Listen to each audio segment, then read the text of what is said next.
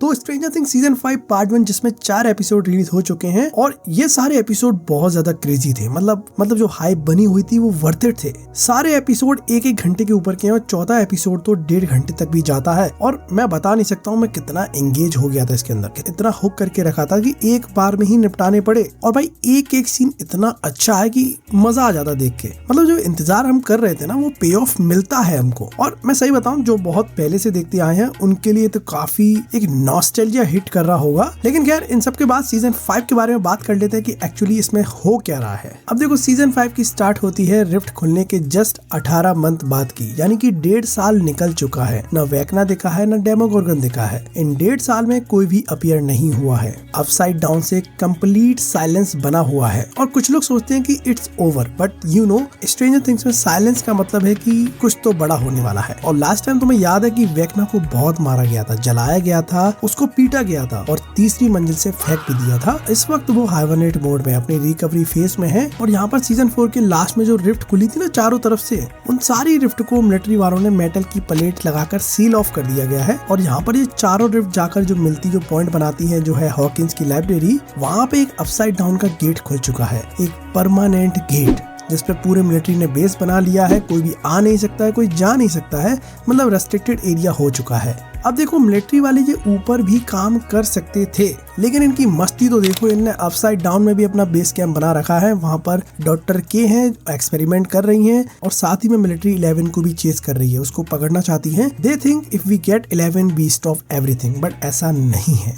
और इसी के बाद हमको 11 का सीन दिखाया जाता है कि वो फिनाले की तैयारी कर रही है। हॉपर उसका मेंटर है, ओल्ड स्कूल ट्रेनिंग चल रही है, punches, blindfold runs, meditation, survival test. Hopper जानता है कि this time is not a battle, it's a war and we have to prepare. खैर तो भाई कैरेक्टर वाइज देख लेते कि कौन कितनी प्रोग्रेस कर चुका है। तो हॉपर जो अपनी क्रॉल के दौरान अपसाइड डाउन में फंस चुका है। इधर डेमागोर्गन नैन्सी की बहन को किडनैप करता है, मॉली को, और 11 उसके पीछे जा चुकी है अपसाइड डाउन में। अब यहाँ पर 11 और हॉपर दोनों मिलते हैं और इनको एक बड़ी सी वॉल दिखती है जो समझ नहीं आती है क्या है। 11 अपनी पावर से उसको पेनिट्रेट करने की कोशिश करती है, लेकिन इट्स नॉट दैट इजी। तभी हम मिलिट्री वाले आते हैं जिन पे एक सोनिक वेव्स डिवाइस है जिसके ऑन होते ही 11 पूरी तरह फ्रीज हो जाती है, वो डिस्टर्ब हो जाती है और अपनी पावर्स को यूज नहीं कर पाती है। ये एक तरह का उसके लिए क्रिप्टोनाइट है। उसके बाद हॉपर उनसे लड़ता है और बाद में जो अपसाइड डाउन के मिलिट्री बेस में इन्फिल्ट्रेट करते हैं। इनको डॉक्टर के भी मिल जाती है। उससे भिड़ने के बाद इनको एक रूम दिखता है जो लॉक था, उसको खोलने का पता चलता है कि वहाँ तो काली है, यानी कि 088 सब्जेक्ट जो कि लैब से भाग चुकी थी बहुत पहले, जो कि सीजन 2 में हमको एक बार दिखाई भी गई थी। मैंने सोचा था एक फिलर एपिसोड होगा जो बेवजह डाल दिया, लेकिन कहीं ना कहीं डफर ब्रदर ने उसके डॉट्स कनेक्ट कर दिए हैं और अपसाइड डाउन में अब 11, हॉपर और काली तीनों फंसे हुए हैं। और सही बताऊं तो वेकना को हराने के लिए हमें जितने लोग मिले उतने कम हैं। इधर स्टीव जोनाथन नैन्सी के पीछे पड़े हैं। नैन्सी पगलू बनी हुई है दोनों के दोनों ऑरा टाइट करने की कोशिश कर रहे हैं, लेकिन कुछ हो नहीं रहा है। इधर जोनाथन भाई ने रिंग निकाल ली है, मतलब मामला बहुत सेट करके चलने वाले हैं। लेकिन जब ऐसा होता है तो वही बंदा टपक जाता है। मतलब कि जोनाथन की फील्डिंग सेट हो चुकी है, लेकिन स्टोरी टाइप को तोड़ते हुए शायद स्टीव की फील्डिंग सेट ना हो जाए, और मैं ऐसा नहीं चाहता हूँ। मैं क्या, कोई भी नहीं चाहता ऐसा। तो फिर आते हैं डस्टिन पे, जो कि बहुत फनी था।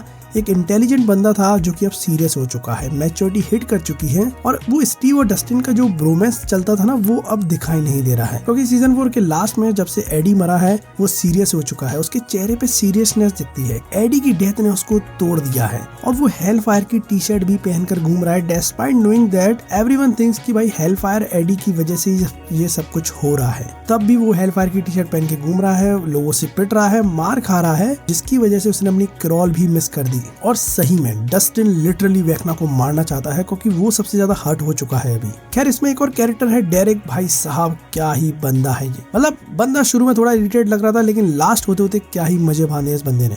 खैर ये लोग जब डेरेक को किडनैप करते हैं और डेमो को कैप्चर करने के लिए जाल बिछाते हैं, वो देखने में काफी मजा आता है। मतलब वो जो जर्नी है वो काफी अच्छी लगती है देखने में, और पता चलता है ये लोग कितने बड़े हो चुके हैं ना, डर नहीं लगता है इनको। लिटरली उसको ट्रैप कर रहे हैं डेमागोर्गन को, और अपने स्टीव हैरिंगटन को भी अच्छे खासे मूवमेंट दिए गए हैं। और देखा जाए तो डस्टिन, स्टीव, नैन्सी, जोनाथन ये सब मिलकर डेमो को पकड़ने जाते हैं, उसका पीछा करते हैं, लेकिन पीछा करते करते ये अपसाइड डाउन में ही चले जाते हैं। और ये लोग भी एक वॉल से टकरा चुके हैं और इनकी गाड़ी फंस चुकी है। अब ये वॉल कहाँ से आई है तो इस पर बात कर लेते हैं थोड़ा। तो जैसा एपिसोड देख के पता चलता है कि इस वॉल ने पूरे हॉकिंस को चारों तरफ से घेर रखा है, और इसका सेंटर पॉइंट एक ही तरफ इशारा करता है, हॉकिंग्स लैब। यहाँ से ही सब कुछ शुरू हुआ था।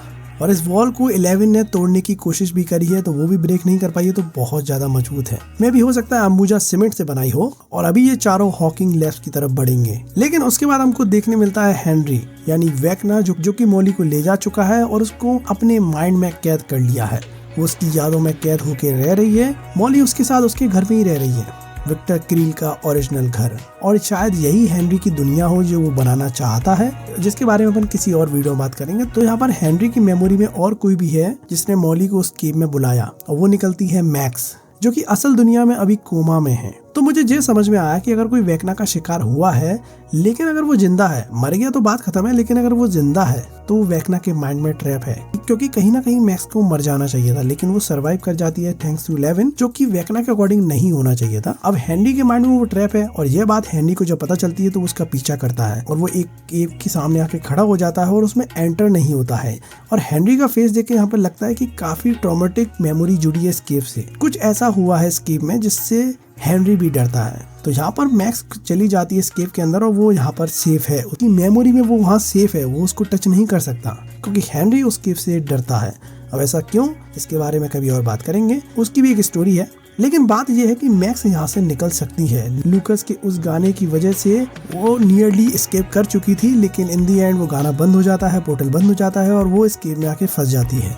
और एपिसोड 6 पूरा इसी पे डिपेंड करता है कि कैसे मैक्स हेनरी को उस माइंड की ट्रैप से भागेगी। मुझे देखना काफी इंटरेस्टिंग होगा, एक एपिसोड तो पूरा इसमें जाने वाला है। अब वेकना की बात करें तो 12 बच्चे चाहिए इसको, बच्चा चोर बनते जा रहे हैं सब। अब देखो सीजन 4 में इसको 4 लोग चाहिए थे, 4 ऐसे विक्टिम जो कि अपने गिल्ट में हैं, ट्रॉमा से गुजर रहे हैं, वो उनके लिए इजी टारगेट होता था। उन चारों को खत्म करने के बाद उसने एक परमानेंट गेट हॉकिंग्स में खोल दिया। अब उसका नेक्स्ट प्लान है 12 बच्चों को इकट्ठा करना, ऐसे बच्चे जो मेंटली और फिजिकली दोनों तरफ से वीक हैं, जो सोच समझ नहीं सकते। इनको बेवकूफ बनाया जा सकता है, मैनिपुलेट करा जा सकता है। खैर देखा जाए तो वेकना अंत होते होते 12 बच्चे ले जा चुका है, उसकी रिचुअल पूरी हो चुकी है और उन सबके मुंह में पाइप फिट कर चुका है, अपना माल मसाला जो भी भर रहा है भर दिया उसने, और वो 12 बच्चे उसके वेसल्स का काम करते हैं। अब देखो वेकना शुरू से ही टाइम से इस भरी दुनिया से हेट करता है। अब देखो अपसाइड डाउन में टाइम फ्रीज है, वहाँ टाइम का कोई मतलब ही नहीं है। जिस दिन विल किडनैप हुआ था उसी दिन अपसाइड डाउन बना हुआ था, जहाँ पर उसकी डेट आती है 6 नवंबर 1983। अपसाइड डाउन उस डेट के लिए फ्रीज हो चुका है और एक थ्योरी सी आती है जो कि इतनी खास नहीं है। अब देखो घड़ी में 12 घंटे होते हैं और दैट्स व्हाई उसको 12 बच्चे चाहिए, क्योंकि वो इस दुनिया से टाइम को हटाना चाहता है। वो एक ऐसी दुनिया बनाएगा यहाँ टाइम नहीं होगा, क्योंकि वक्त है जो सब कुछ बदल देता है और वेकना कुछ भी बदलना नहीं चाहता है। और यहाँ वो कहता भी है कि विल वायर्स की वजह से वो अपनी पोटेंशियल को देख पाया, वो ऐसा कुछ देख पाया जो वो पहले नहीं कर रहा था। और देखा जाए जो डॉक्टर ब्रनर थे जिन्होंने 11 सब्जेक्ट बनाए थे,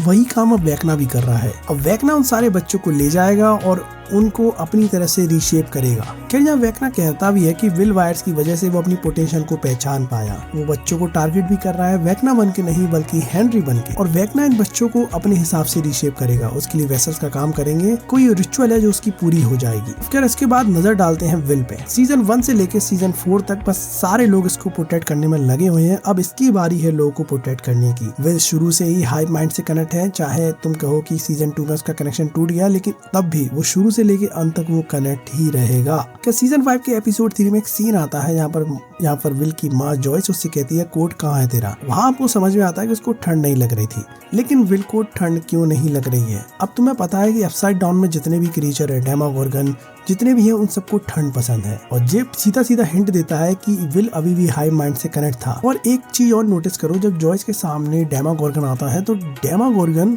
सिर्फ डॉज कर रहा था उनके अटैक, वो उसने जॉयस पे अटैक नहीं करा। और विल उस वक्त कहीं ना कहीं डेमागोर्गन के हाई माइंड से कनेक्ट था, दैट्स व्हाई वो अपनी माँ को ही प्रोटेक्ट कर रहा था। लेकिन ये बात उसको भी नहीं पता थी और डेमागोर्गन कंफ्यूज हो गया कि मैं ऐसा क्यों कर रहा हूँ। दैट्स व्हाई वो वहाँ से टारगेट छोड़ के भाग जाता है। और यहाँ हमको शुरू से थोड़ा थोड़ा हिंट मिल रहा था कि कहीं ना कहीं विल अपनी ऑरा फार्मिंग करेगा, और लास्ट होते होते वो ऑरा फार्मिंग हो चुकी है। भाई साहब गूज बम मोमेंट था, मतलब बहुत ज्यादा क्रेजी चला गया ये सीजन। मतलब अब लग रहा है कि वेकना की फील्डिंग सेट हो सकती है। और भाई डेमागोर्गन, तीनों डेमागोर्गन को दूर से ही सीजन 4 के विक्टिम की तरह तीनों डेमागोर्गन को निपटाया है, तीनों की हड्डियां कुचल दी हैं, मरोड़ दिया एकदम से। देखो 11 अपसाइड डाउन में फाइट करेगी और यहाँ पर विल ऊपर का मामला संभालेगा। अब देखो इन दी एंड क्या हो रहा है कि डस्टिन, नैन्सी, स्टीवन, जोनाथन सारे लोग हॉकिंग लैब्स की तरफ जाएंगे और मैक्स और मॉली दोनों ही वेकना के माइंड की ट्रैप से बच के निकलेंगे। और माइक, ल्यूकस और विल ये सब कुछ ऊपर का मामला संभालेंगे। लेकिन देखा जाए तो वेकना का ऊपर का काम हो चुका है। अब मुझे लगता है कि इन सबको शायद अपसाइड डाउन में ही जाना पड़ेगा और मिलिट्री वाले खुद देख चुके हैं कि ये लड़ाई हमारे बस की नहीं है, हम सिर्फ हेल्प कर सकते हैं। तो शायद वो लोग हेल्प करें, वो विल लूकस माइक की हेल्प करें अपसाइड डाउन में जाने की। यहाँ पे एक रीयूनियन होगा, उसके बाद एक अच्छी खासी फाइट होगी, मजा आएगा। हालांकि देखा जाए तो इसमें बहुत कुछ रिवील होना बाकी है। वेक्ना की ओजी स्टोरीज बाकी है, विल्स की पावर कैसे काम कर रही है और किसकी फील्डिंग सेट है। बाकी भाई तुमको क्या लगता है तो मुझे कमेंट में जरूर बता देना। अगर तुम यहाँ तक इस वीडियो को देख चुके हो तो तुम्हारा शुक्रिया। तो भाई मिलते रहेंगे।